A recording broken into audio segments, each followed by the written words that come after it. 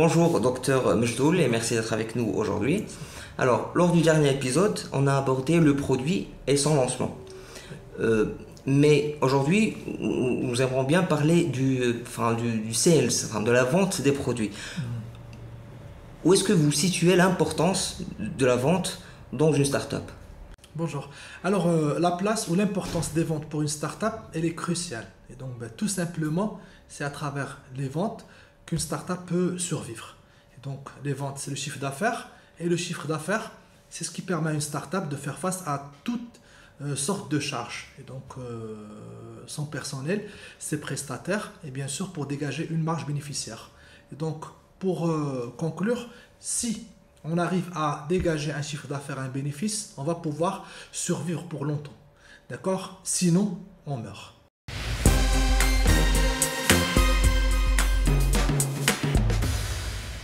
Quels sont les enjeux pour les sales d'une start-up? Les enjeux pour un vendeur ou un salesman dans une start-up ou dans une entreprise, c'est deux éléments importants. Le premier élément, c'est qu'il doit connaître et maîtriser ses produits et ses services. Deuxième élément, c'est de trouver des clients potentiels, d'accord, susceptibles d'acheter et de les faire acheter son produit ou service, en toute simplicité.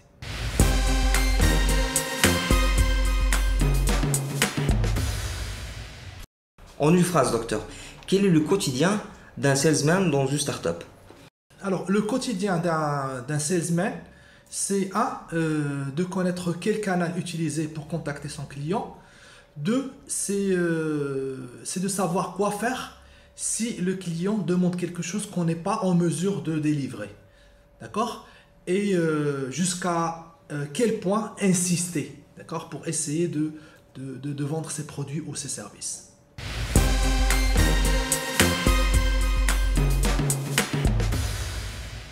Quels sont les bons et les mauvais réflexes? Si on veut parler des bons et de mauvais réflexes, alors je commence par les bons réflexes.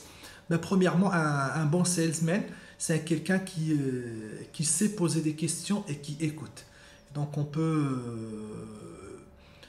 donner l'exemple d'un coach ou carrément d'un médecin.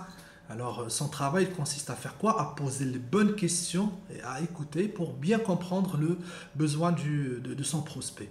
D'accord? Deuxième élément, c'est qu'un salesman, il doit croire en ses produits et services.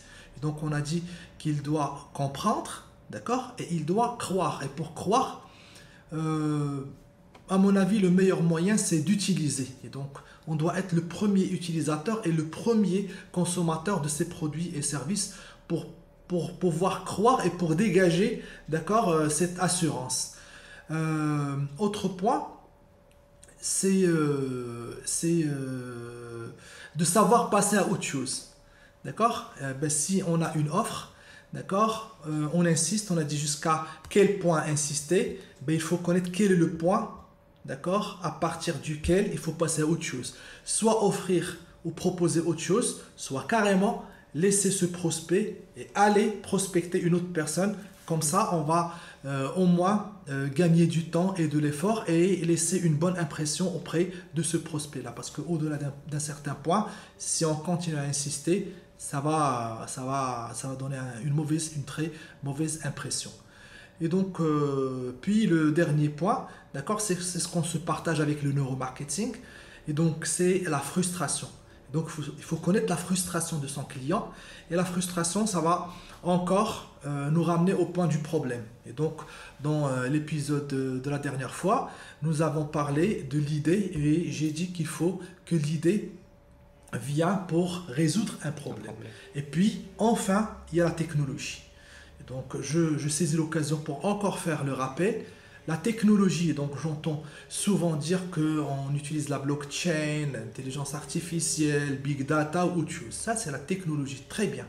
Mais la technologie, elle vient après l'idée, et l'idée, elle vient pour résoudre un problème. Et le problème, là, au moment de la vente, on va parler de la frustration. Ce client, ou ce client potentiel, quelle est sa frustration? Et est-ce que notre offre de produits-services pourra réduire cette frustration? D'accord? Alors, et la frustration, c'est deux éléments. Quelle est l'intensité de la frustration et quelle est l'urgence de la frustration? Ces deux éléments-là, d'accord, vont nous donner une idée sur les prédispositions du client pour passer à l'acte d'achat. De l'achat. C'est grosso modo les bons réflexes qu'un salesman doit avoir. Les mauvais réflexes, ben, il y a beaucoup de mauvais réflexes qu'il faut éviter, mais moi je souligne surtout l'essai de vouloir vendre à tout coup pour un client et ne pas ou négliger le fait de vouloir l'aider. Pour moi, un salesman, il doit chercher à aider son client. D'accord ? Avant de vendre. Avant de vendre, parce que l'acte de vente, c'est la conséquente. Et donc, moi, j'essaie de comprendre quel est ton problème, quelle est ta frustration. Alors, je fais en sorte que ma proposition va soulager cette frustration et par conséquent, vous allez acheter. Et donc là, l'achat, le passage à l'achat, c'est la conséquence de quoi? D'une résolution d'un problème à travers mon offre. D'accord? Alors que si on a un seul objectif en tête, c'est de vouloir vendre, c'est très mauvais comme démarche et comme réflexe. Ouais. Encore une fois, docteur, merci d'être avec nous et à la prochaine. Très bien. Merci. Merci.